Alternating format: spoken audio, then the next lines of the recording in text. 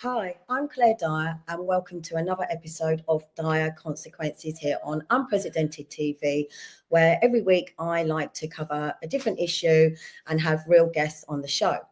Today, I am going to touch on politics as much as I hate it. So, politics, love it or hate it. And personally, I do really hate politics. It shapes, unfortunately, everything around us, from the taxes we pay to the laws we follow to the communities that we live in. Political decisions impact our daily lives more than some realise. But what makes someone step into that world? To join a political party, knock on doors, speak at rallies, or even run for office? Is it frustration, hope, ambition, or desire to be part of something bigger than themselves? In a time when trust in politicians is at an all-time low and party loyalty is fading, we're asking the question, who are the people behind the politics? What do they stand for? And why do they step into the line of fire to fight for it? So today, my guest is just 14 months into his political career, and I will be asking him what his motivation is, his personal stories behind his political involvement, because before politics became a game, it started with people, and their reasons do actually matter. So today I want to welcome to the show Tim Charters, who is the chairman for Reform in Crawley, Sussex. It is Sussex, isn't it? East Sussex, West Sussex? Crawley in West Sussex. Yeah. West Sussex, that was it. So welcome, Tim. Thank you for coming on today. Hello, Claire. Thank you for inviting me. And this is the first one of these interviews that I have done. So let's see if I hold it together, eh? All right. I think I'm only 5 in, so we'll both be, we'll just keep each other going. So I asked you to come on because, as you probably know, a lot of people have no trust in politicians anymore. The second someone finds out they're a councillor or an MP for any political party, that's it. Instant distrust. They're corrupt. They're all about themselves and just their own political career. I always like to say I like to go on the people. It doesn't matter really what party they are.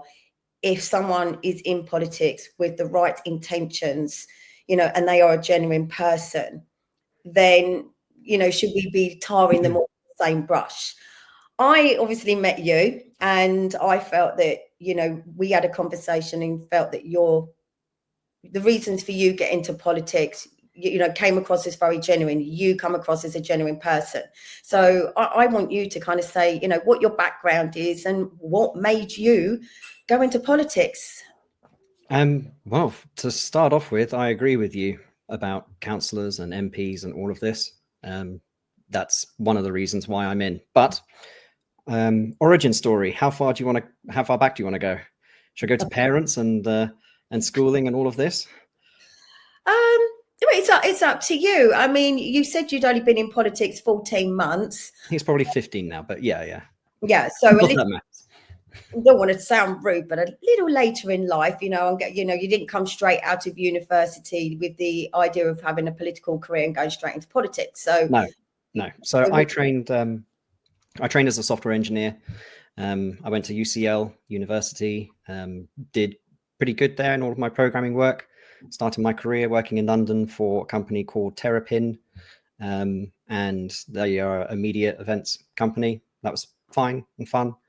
I then tried starting my own business, a business called Bobble Job, which was an auction website for odd jobs, but it worked the opposite way around. So you would post a job and people who were looking for it would try and bid on it. And I started that with my brother, went for that for a few years, but didn't make it. We couldn't secure any investment, mostly because we just didn't know how to secure any investment. I'm an engineer. It's not really my fundraising's not my thing, which is a problem for what I'm doing now. Yeah, well, You have to learn that one. Yeah. So then, I went back to worked for a company called RSM. That was in finance. That was proper big boy programming, that stuff. The standards level went much higher. Really enjoyed that. Then moved into the defense sector, worked for a company called Thales. They make the radars for the ships and stuff. And I did just simulation software. So pilots are trained on computer games. So I make computer games for pilots. That's basically so it. You've done quite a array of things then, haven't you, really? Yeah, I swished around quite a few sort of sectors. But I've always been quite entrepreneurial. I had this side project, which I think you'd quite like. I'd have to dig it out because I'm afraid I've turned all the hosting off. It's called Tails. I know it sounds like Tyler's, but that's a coincidence. So for that one, God, I'm making a business pitch here. Here we go. So imagine if a cat gets stuck in a tree, right? And the Daily Mail come along, they want to do an article on it, and they write a story, cat stuck in a tree. And then the BBC come along, they might want to write a story, cat stuck in the tree. But the cat was stuck in the tree once, right? You know where it happened, you know when it happened. So I plot one dot on a map, and then I list all the stories talking about it. With robots, I can automatically detect if there's retractions, if there's changes to the story, and I can flag up that this event, the cat stuck in a tree, it might not have happened because the story's now changed later. Right. And then I connect the cat stuck in the tree event to an event later, which might be the fire department coming to rescue the cat. Right? Very serious stuff. It sounds very complex, actually. But the point is, you could go on to like a map type interface. If you really want to do the research, you can say, right, what happened near me? Oh, a cat got stuck in a tree. How did it happen? How did that happen? How did that happen? And you can trace events, and you might get things, you might discover things that you didn't know. So like, you know, the Taliban takeover. Are you already doing this now? Oh, it actually already works, mostly. So are you able to use it for kind of plotting things that are going on in your community, for example? Yes, I can do that. The problem I've got is that I have to add the stories on manually with the stuff that I have at the moment. I've got to automate all of that. You know, obviously you can't have people constantly typing everything, and it's impossible. The scale of it is too high. So that's where I need to do more programming. But the idea was to actually penetrate through the fog of fake news and people doing retractions. And it's stuff like, you know, if there was a news article about how, you know, the Queen eats babies, that was the example I gave when I was doing it, because the Queen was around. I think there might be a conspiracy theory about that one. Did I just let it out? Yeah, probably. Yeah. Anyway, let's say that then later they say, oh no, the Queen doesn't eat babies, the Queen eats jelly babies. Right. Everyone sees the Queen eats babies, and no one sees the Queen eats jelly babies. Right, interesting. Yeah. Because of how we connect things with the software that I was making, you would get that later notification. This thing that you were watching, this thing that you read, there's an update, there's a retraction. So you can actually be much more attached to what, obviously you are limited. Mainstream media might not like that too much. Oh, tough. If there's a retraction coming later, they might not like that. Here's the other thing though, the software doesn't give a damn about where the source came from. It doesn't prioritize BBC over Crawley Observer. It doesn't matter. If there's an event on there, the event's on there, which also means that if some news sources like BBC are skipping a bunch of news stories, you wouldn't even notice. Well, you would if you looked, but you would just see that the events were recorded. It doesn't matter who reported on them. This sounds very technological to me. Yeah, sorry, I'm. It's fine. Something that goes right over my head, but I'm kind of getting the concept, and it sounds actually very interesting, and it sounds like something that could actually be used for good. Well, my intent was to blow it all open. That was the idea. You know, the reason I came up with it was because I saw the problems and I was sick of it, and I did what I do, which is build things. Right. Apparently, isn't your old firm Thales a weapons firm? It's a defense constructor. Yeah, they do a bunch of stuff. So they do flight software in aircraft. So if you're on like a normal passenger plane, you know, the little screens they have at the front, and they show the globe and they show where your plane is on the flight. They probably made that. But yeah, they do defense stuff. And so this is a company you used to work for. Yeah. So I only worked in the simulation bit. I worked in the computer games bit. So Oh. I can't tell you anything. I can't because I don't know. I That would can't be tell a you anything young about the boy's phasers dream. and photon torpedoes, I'm afraid. Yeah, that would be a young boy's dream, wouldn't it? Working in the computer games section and getting paid for it. Sounds Pretty great. much. That's actually my son's dream. So if anyone is hiring. So then moving on. So what exactly was it that this made you decide to go into politics? And for what party? Obviously. Well, like everyone else, I suppose, you just have noticed that the country around you is falling apart. I moved into Crawley at 2016. And when I first moved in, it was already a little bit rough. And within 5 years of being here, it massively took a nosedive. And it's mostly driven by the people that live here. So we've had an awful lot of mass immigrations and all of its effects come to our town. And it's a very sort of, you could say it's a working class town, but I would actually, there's quite a few middle class too. I would actually class it as a town of busy people with a great sense of humor. That's how I describe Crawley. People are just busy. They're working, they're earning, and they're funny. And You go to the front door, they're funny. It's not that far out of sort of East Grinstead, Forest Row area where people are more free loving, hippie types as well. We've got a lot of Lib Dems around us, but not in Crawley. In Crawley, we're very, very strong reform, very strong Brexit. We see the negative effects of having open borders and having economic policies which are just socialist stuff, massive high taxes just trying to cripple you. They see it all the time. They're busy, they earn, they pay taxes, and they're still poor and struggling. And then they can't go to the pub without problems, which I can go into a little bit more later. But so yes, I saw all of this going on. And I was umming and erring about actually entering politics. And one day I decided, I was thinking about Jacob Rees-Mogg, right? How well spoken he is and how well educated he is. And, he knows all about politics. He knows what procedure to use in Parliament. I don't know. I build software. And then I thought, Boris Johnson, he speaks ancient Greek, sort of very good on stage and, giving speeches and etc. on camera. I don't know what he knows. He knows exactly what to do in politics. I don't have a politics degree. And then I thought, well, there's also Diane Abbott.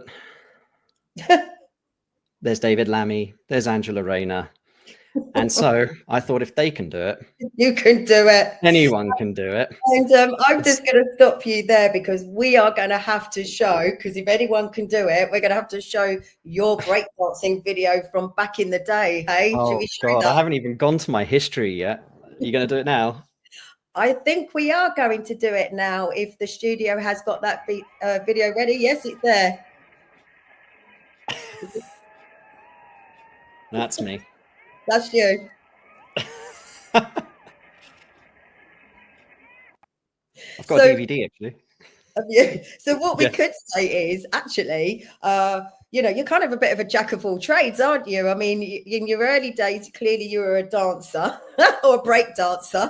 Right. Well, was this your boy group, your dance group? There's girls there. Which one are you, by the way? I'm on the I'm on the far right. Far right. Okay. Yeah. Look at my arms. Look how strong I was. I know. That's quite impressive. Yeah, it was.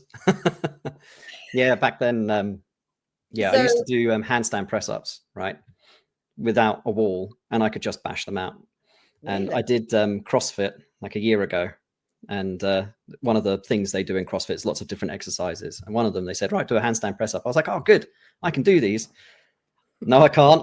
I used to be able to do it. I had no idea how strong I was. No idea. I just sort of bumbled through. He's playing it again. The studio's playing it. Well, I actually broke my wrist at a breakdance class. So I was teaching the class. I ran the Breakdance Society, and I was an intermediate at best, really. And so before we could get a teacher, I started teaching the classes and doing the best I could. After we taught a class, we just sort of have a freestyle session where everyone goes and does their thing. And I tried doing a move called a 1990. So if you imagine 1990s, a 1 and a 9 and a 9 on top of each other. So it's spinning on one hand. I do my setup, roll my hand round, put my hand on the mat, perfect balance, feet go straight up, body starts spinning, hand doesn't move. Oh, Crunch, down onto the floor, and then I just carried on. I broke it. Trust me, I just carried on. We have the kind of the same background from our early days, because I used to be a dancer, and I trained to be a dancing teacher, but I have damaged many an ankle through bad landing and having to carry on. So I know the pain of having to carry on dancing or break. Well, not me personally break dancing, but yeah. So we do have that in common. I think it kind of shows a personal, a more down to earth side to you, because I just said you're like a jack of all trades. You can dance, I was in the master salsa class too for a while. Oh, it just gets better and better, doesn't it? Next podcast, we'll. That's very appealing, isn't it? next people will be asking if you're married. every woman loves a man who can dance. You know that, don't you? Yeah, so I hear. That will definitely give you appeal in your career in politics, definitely. But going back to you saying about you looked at Angela Rayner and I could say that they inspired me. Well, they definitely inspired you to make you think, as you quite rightly said, that if they can do it, then you can do it. And I think you've got enough experience behind you. But to be honest, personally, I think the only thing that you actually really need in politics foremost, I mean, I guess you have to understand about politics, but foremost, I actually think that you have to have compassion, empathy, and understanding, which a lot of them seem to be lacking these days. Yes, I might argue with one slight thing there. You've got to be careful with empathy and use sympathy instead. Empathy is where you put yourself in the other person's shoes and feel what they feel. Sympathy is where you stay on your own sort of 2 feet, but offer, you don't feel it, because at the same time, I get why you say that, but imagine if, I am certainly to some extent, and I have to be careful. But imagine lots of people have lots of problems, right? And if you're going to be able to help everyone, you're going to have to be able to keep your own head in order. I mean, imagine if you're a therapist and you felt everything that your patients did. We've spoken before, and I'll say now, one of the other reasons I entered politics was I want to be vague out of respect for the victim, but someone I know was violently attacked. I'll be careful with the words because social media will block the video if I use them. It was gang-ard by 5 people that crossed the channel. That was someone I knew before entering politics. And since then, I have met a woman whose 4-year-old seems to have been attacked, and another lady just last week whose 11-year-old daughter had been groomed, and she told me the whole story about how that happened. And the guy that did it to her as a teenager, when she hit 14, tried to escape it, he nearly killed her. Right. And she showed me the photos of what he did. He nearly killed her. And if I sit here and I feel what the mother feels, I will be a quivering, shaking wreck. So that's why I say, careful with the empathy, but good with the sympathy. Make sense? 100%. But although I can sense that you in your tone that you're feeling it, but obviously able to sort of still process it. Well, I'll come out and say that the first lady, 2 of the people that attacked her went home after she went to the police, went abroad. As far as I'm aware, the other 3 are still here in Crawley. And if I knew what they looked like, I'd tear their heads off with my bare hands and I'd sleep well at night. Yeah, probably be careful of that one. But I think I'm not calling for anyone else to do it. I'm just saying emotionally. It's. So that was really the driving force for you to really go into politics and think to yourself, I need to be able to do something here. What can I do? I do also have like I started exploring philosophy a lot in my early 30s, following a lot of Jordan Peterson, going through the podcasts, what was it called? The Psychological Significance of the Biblical Stories. I listened to that series many times. I went through, I don't know how many books now, mostly audiobooks, Marcus Aurelius Meditations and all sorts. I read the Communist Manifesto. I read the Quran. I wanted to know what it said in there, because people say a lot of things. It's a religion of peace or it's a death cult. Sure, I can see what happens out of extreme Islam. I'm not blind, but I thought if I read it myself, then I could have an authority when I speak, and etc. You know for yourself. Oh yeah. I mean, otherwise you're just regurgitating other people's information. It's not yours, and that doesn't really add to anything. And if you're making decisions based on other people's information and not yours, you're making decisions from other people. Does that make sense? Yeah. We're going to go to a break. Okay. And we'll pick up when we come back. All right. Okay.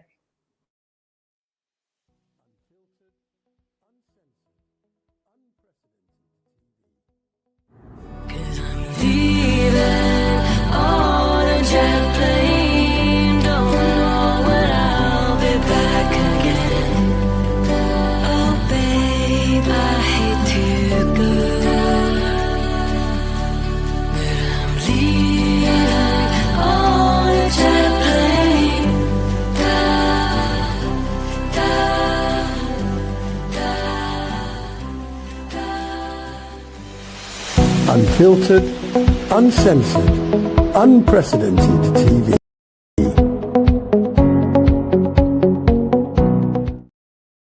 Hi, and we're back. Hello.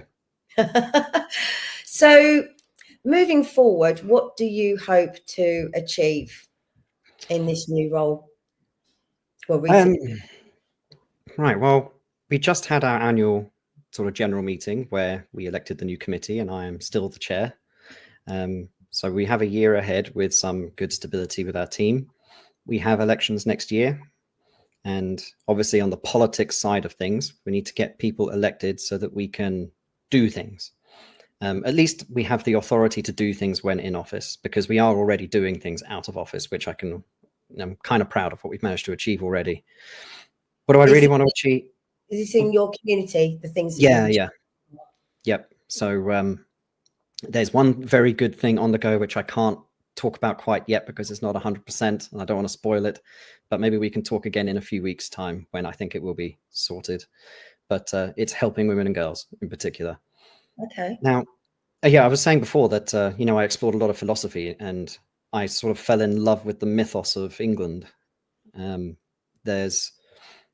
give you a fun one. So, the King Arthur stories, right? You've heard of them. Yeah. There's a lot of the stories in there, the Knights of the Round Table.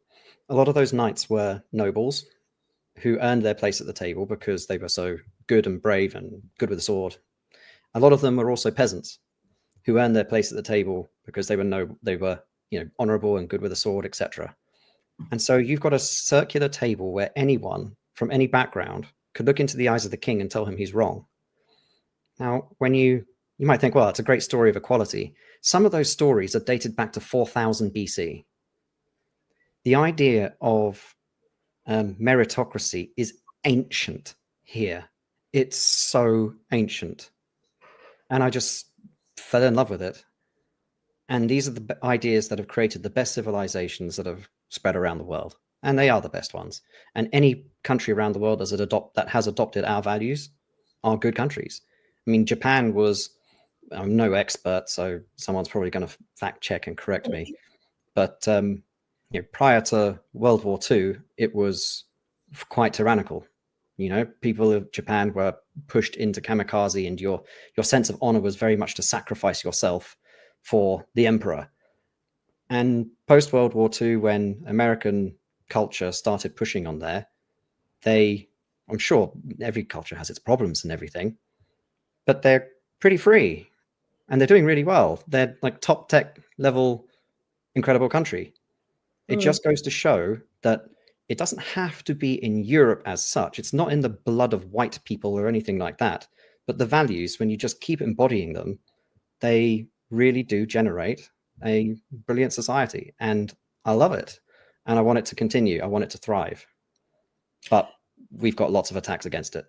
I was going to say that. So do you have hope that we can change what is currently happening in this country? Yes, absolutely. We are going to win. I think it is already done. I mean, there are a couple of things that I suppose could do to screw us up, but realistically, I think it is done. If Labour tighten their grip and get more tyrannical, I was going to ask about that because I was going to say, you know, well, as everyone who knows me knows, I don't understand politics. I personally, I don't like it. So I have tried to stay away from it. But I was thinking about this. So obviously Reform are doing quite well, obviously. And I think it's kind of looking, or they're hoping that within 3 years, you know, they're going to win a general election. So what do you think about the fact that Ben Habib and Rupert Lowe have obviously split from Reform and started their own parties as in Advance, and it's Restore Britain, isn't it? Do you think within 3 years that's possibly going to split what would have been all votes for Reform? Yes. My personal opinion is that I don't think they have a chance of winning an election. But what I've noticed has happened, and this is my experience here in Crawley, is what has happened over there has hit our volunteers. Now, the whole Rupert and Ben affair, I know more about the Rupert affair than the Ben one. I used to be Rupert's biggest fan, right? So I'm going to get my geek out a little bit. What I thought Reform was looking like was that we would have champions at the top, like a Dungeons and Dragons party type thing, or, you know, whatever, the hero squad, right? Richard Tice was brilliant on business and net zero stuff. In the business circles, he really is a titan. You know, we might not see it, most of us, but he is. And then we had Rupert Lowe being, you know, tough on the crime and immigration stuff. I thought maybe Dr. David Bull could be an NHS guy because he's been a successful doctor, etc. I thought we were going to get like a squad at the top, and Rupert was one of those heroes. And of course, everything went sour there. But people don't know exactly what happened about Rupert. I put together a branch meeting presentation because of what was going on. And for that presentation, I did an awful lot of research. I started it as a Rupert superfan, and I ended it glad that he's gone. That's going to shock a lot of people because they hear Rupert's rhetoric on, you know, when he does speeches or videos. They see Rupert's social media manager post things on Twitter. It's not Rupert, it's a social media manager. And they fall in love with that because he's got strength when we've had so many decades of weakness. I totally get it.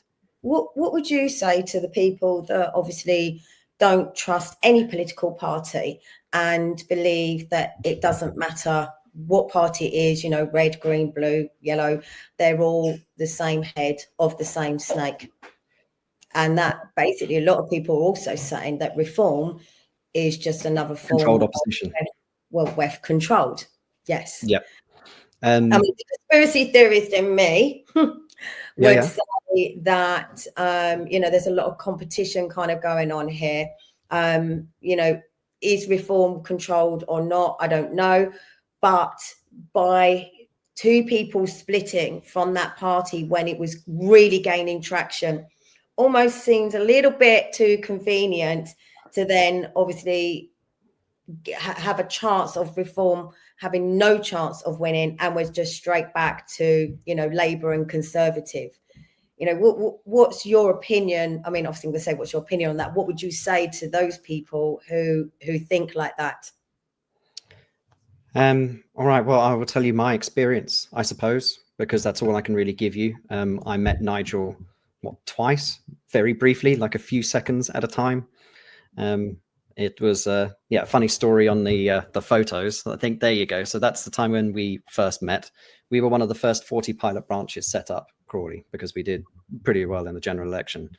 And so I know it's a bit of a tangent. I will get back to your question. Reform put out an Instagram video, a promo one, which I think I sent the link to you for. And I have featured in it in this moment. Oh, okay. But the caption underneath, I have such a childish sense of humor. Did you put that? I didn't put it. No, that's in the video. Of course I didn't put it there. So when I saw that, someone said, you're in the video, I went, oh, brilliant. And I froze the video and I took a screenshot and then I sent it to my friend just giggling away. And he says, if I don't make that my Twitter profile, I'm failing at life. That's literally his words. Right. But anyway, so Nigel says it is actually enormous. Silly stories aside. So from what I do know of Nigel, having met him at that point, he is like in private, like he is in public. But of course, he still probably putting on a show for the new faces that are around. So I can't guarantee anything else from there. It seems unlikely. I'll give you. So one of our policies is to stop paying interest on government debt, quantitative easing, right? Okay. Voluntarily, we pay, I think it's £35 billion a year interest to banks, to the Bank of England. If you are going to say that we're controlled opposition and working for the blob, well, we're depriving those at the very, very top of British blobness of an awful lot of money every year. It doesn't quite make sense, right? We're shooting them straight away. It's the first thing we do. It's going to be quite early. But what a lot of people are saying, even those that still believe in voting, is that they come up with all these promises and what they put in their manifesto, and then once they get in, they never actually do it anyway. So yeah, I get that. Said, and then they're not being true to their word. I get that. That's because it's happened so much to us. It absolutely has, as British people. Remember, career is 15 months old. You know, it happened to me. I'm fed up with it too. There is no way, literally, there is no way that I can promise that. There's no way I can prove that that wouldn't happen. I can promise that I would play absolutely no part in it. I can promise that should I know anybody else that's playing a part in it, I would scupper them, because I really do love this country. Yeah, that's what I was going to ask you personally, not through intelligence or, you know, anything like that, but personally, what is it that you personally trust about reform that you obviously went with that party? I've met so many people who are so fantastic. It just seems very unlikely that it's anything other than what we are putting out there. So I've met Zia quite a few times. I'm actually closer to Zia than anyone else in leadership. Okay. I was leafleting for a by-election in Northgate and West Green in November. It was like 10 o'clock at night or something, and my phone just rings, and it's Zia Youssef. And we have a 20-minute chat talking about what tech we want to build, because he's a tech bro. He's a geek like me, really. He's like, oh, we could build this and we could build that. And do you reckon we could do that? Could you do that? Do you want to come in and talk about it? You know, it was very real teenagers chatting at that point. So basically you're putting trust in them based on the people that you know personally and that you've been working alongside. I've met a bunch of other people in HQ. They all seem absolutely sound. I'm not making this up. Do I know them deeply? Do I know them very, very well? No, I don't. You know, so am I putting my life on it? I don't know them well enough to say absolutely not. But I can tell you that so many people around reform, so many, I'm not going to say all, but a lot are like me.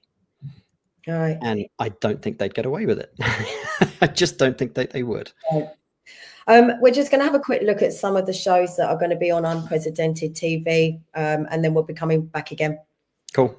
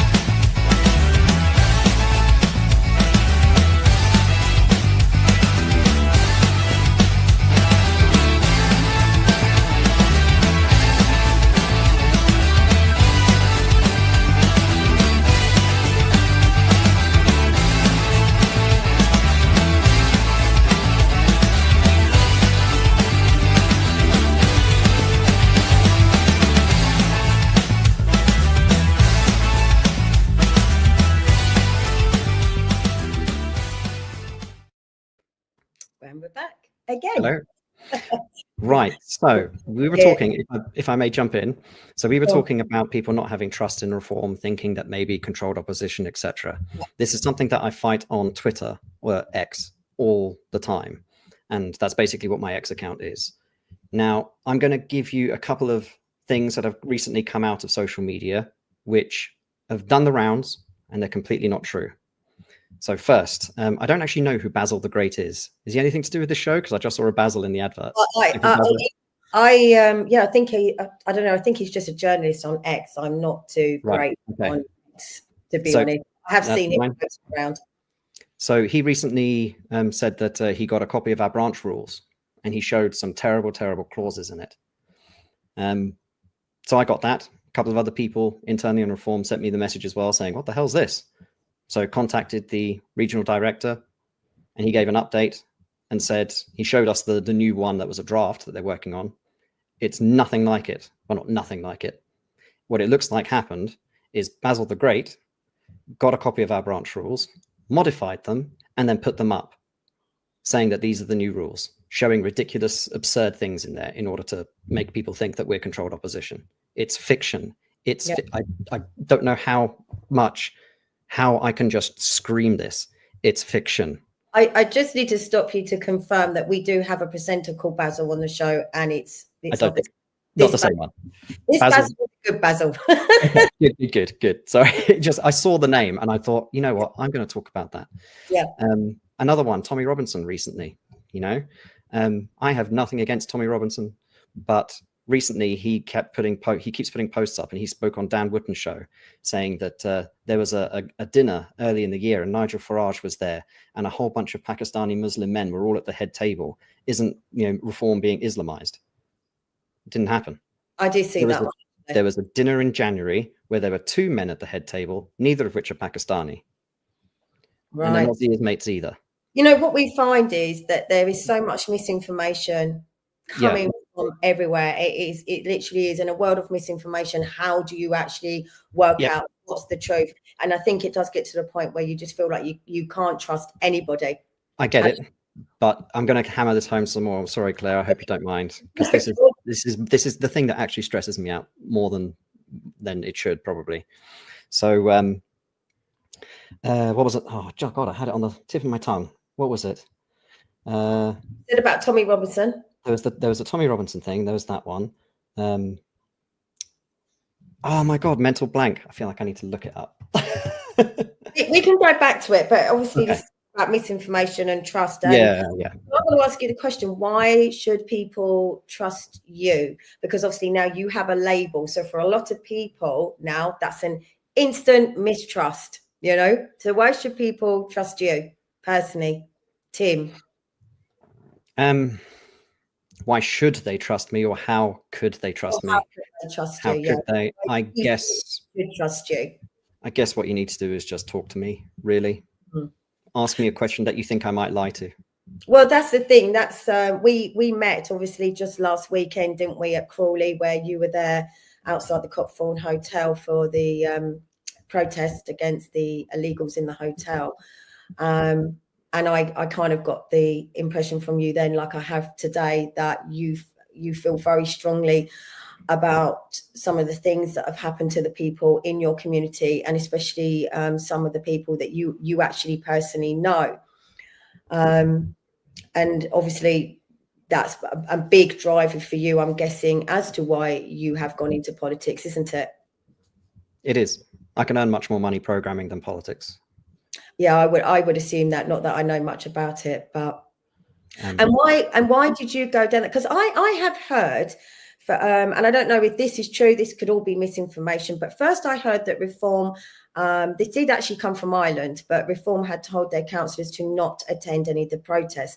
And then I heard, not true. And then I heard that Labour had told their councillors, etc., to not attend any protests at all. What I've noticed at these protests, that it has only been Reform councillors, etc., that have attended. So why did you attend that day? Well, it's local to me. It's important to me. A lot of people got in contact with me saying, "Oh, are you going?" Yeah. I did have a plan to have a fun day out in London, which I cancelled, and came along. It's part of getting your voice heard, I suppose. Yeah. In addition, I suppose there is a sort of extra political motivation, and that is, so you were talking about how Reform was saying that councillors aren't allowed to attend. Fiction. Yeah, It's okay. But the party leadership actually encouraged, what was his name? That one of the main councillors in Epping who attended the protests, and he gave speeches and things.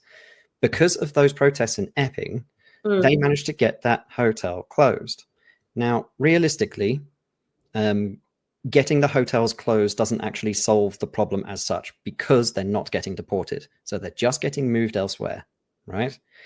But more and more pressure, maybe we can get them moved into some kind of a detention site rather than in our communities, in HMOs and in hotels. Labour do U-turns.